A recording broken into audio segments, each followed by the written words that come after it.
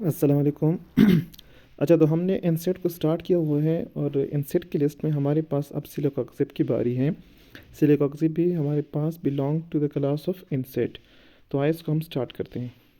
अच्छा, सबसे पहले हम इसका इंट्रोडक्शन देखते हैं। आप लोगों को हम वेलकम करते हैं। Today we are delving into the world of celecoxib. Celecoxib is a widely recognized medication celebrated for its potent pain relieving and anti-inflammatory properties। जैसे कि हम पढ़ रहे हैं और अल्हम्दुलिल्लाह अब हम यूज्ड हो गए हैं एनसेट के साथ। तो अब हमें ये मतलब हमें पता है कि ये इसका ताल्लुक भी एनसेट से है, तो ये भी एंटी इन्फ्लेमेटरी और पेन रिलीविंग ही होगा। तो in this video we will unreveal the mysterious of how Celecoxib work, its versatile application, potential side effects, and crucial factors to consider. Whether you are managing arthritis, acute pain, or inflammation, join us as we uncover everything you need to know about Celecoxib. सही है?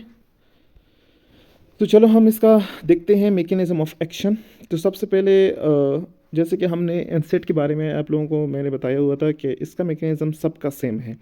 सही है। जैसे कि हमें पता है कि जो मेन केमिकल है जो हमारी बॉडी में बन रही है कॉक्स एंजाइम की वजह से, उसका कॉक्स एंजाइम है, तो उसी एंजाइम की वजह से जो हमारी बॉडी में प्रोस्टाग्लैंडिन के नाम से एक केमिकल है वो बन रहा है, तो उसकी ब्लॉकेज होगी।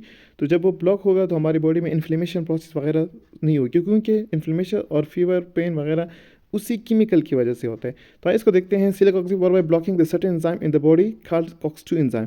तो ये पहले क्या करते हैं, सिलिकॉक्सिब एंजाइम को ब्लॉक करते हैं डायरेक्ट। कौन सा? अच्छा, हमारे पास जो एंजाइम है, टू टाइप के एंजाइम है, COX-1 एंड COX-2। सही है ना। एनसेड में भी हमारे पास भी टू टाइप्स की वो है मेडिसिन है। एक सेलेक्टिव COX-2 है, सिर्फ और सिर्फ COX-2 को ब्लॉक करते हैं, और जो ऐसे भी एनसेड है जो COX-1 को भी ब्लॉक करते हैं और COX-2 को भी ब्लॉक करते हैं। तो हमारे पास जो सिलिकॉक्सिब है वो ओनली COX-2 एंजाइम को ब्लॉक करता है। और ये एंजाइम किस लिए रिस्पॉन्सिबल है, आप लोगों को ऑलरेडी पता है कि ये एंजाइम एक केमिकल प्रोड्यूस होते हैं इसी वजह से, जिसका नाम है प्रोस्टाग्लैंडिन। और यही प्रोस्टाग्लैंडिन किस चीज़ में इन्वॉल्व है, पेन एंड इन्फ्लेमेशन में। जब ये ब्लॉक होगा by blocking the COX-2, celecoxib helps reduce pain inflammation without affecting COX-1 enzyme which are important for protecting the stomach lining. अच्छा, ये ओनली एंड ओनली COX-2 को क्या करता है, ब्लॉक करते हैं। इसी वजह से प्रोस्टाग्लैंडिन नहीं बनेगी और पेन वगैरह नहीं होगा। और COX-1 को कोई इस पे COX-1 पे कोई इफेक्ट नहीं आएगा, क्योंकि COX-1 जो एंजाइम है वो हमारे स्टमक की जो लाइनिंग है उसको क्या करता है, वो इसी एंजाइम की वजह से हमारे स्टमक की लाइनिंग बनती है। अच्छा, जो भी ज़्यादातर इंसेक्ट खाता है, ऐसे इंसेक्ट जो कि वो है जो नॉन सेलेक्टिव है, COX-1 और COX-2 दोनों को ब्लॉक करते हैं, तो उसका जो स्टमक लाइनिंग है वो उसमें क्या हो जाएगा, वो नहीं बनेगा, तो उसमें स्टमक इरोजन होना स्टार्ट हो जाती है। तो इसलिए हम ज़्यादा प्रेफर करते हैं कि हम COX-2 वाले एंजाइम वो उसको इंसेक्ट को खा लें। सही है। अच्छा, this targeted action makes effective for pain relief while potentially reducing the risk of stomach irritation. इस वजह से फिर क्या स्टमक इरिटेशन वगैरह नहीं होगी एज कम्पेयर टू अदर एनसेट।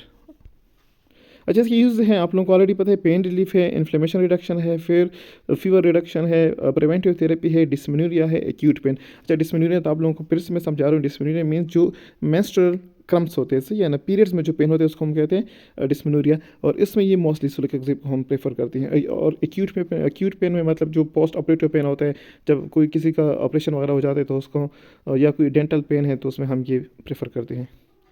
अच्छा, इसका जो डेली डोज है इसको हम 200 mg हम सुबह लेंगे, 200 mg हम शाम को लेंगे। सही है।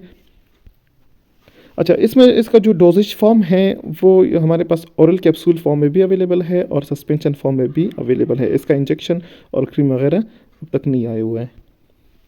अच्छा, इसके जो साइड इफ़ेक्ट हैं आप लोगों को पता है, सबकी साइड इफ़ेक्ट तकरीबन सेम है। Gastrointestinal effects, cardiovascular risk, renal effects, allergic reactions, central nervous system effects, liver function abnormalities, skin reactions, hematologic effects means blood वाला जो वो है डिसफंक्शन है, ocular effects जो विजन वगैरह इसमें चेंजेस लाते हैं, respiratory effects में भी इसका अपना वो है, मतलब रिस्पिरेशन में इसका कोई वो साइड इफेक्ट हमें नज़र आएगा इसकी वजह से। अच्छा, जो हमारे पास ब्रांड्स पाकिस्तान में जो हमारे पास मौजूद हैं वो एक सिलबेक्स के नाम से आते हैं, जो कि गेट्स फार्मा बनाती हैं, और रिहोजेब जो है वो हाइनोन वगैरह बनाती हैं। सही है। तो ये हमारे पास इसकी ब्रांड है। Thank you so much. और नेक्स्ट वीडियो के साथ हम मिलेंगे इंशाल्लाह।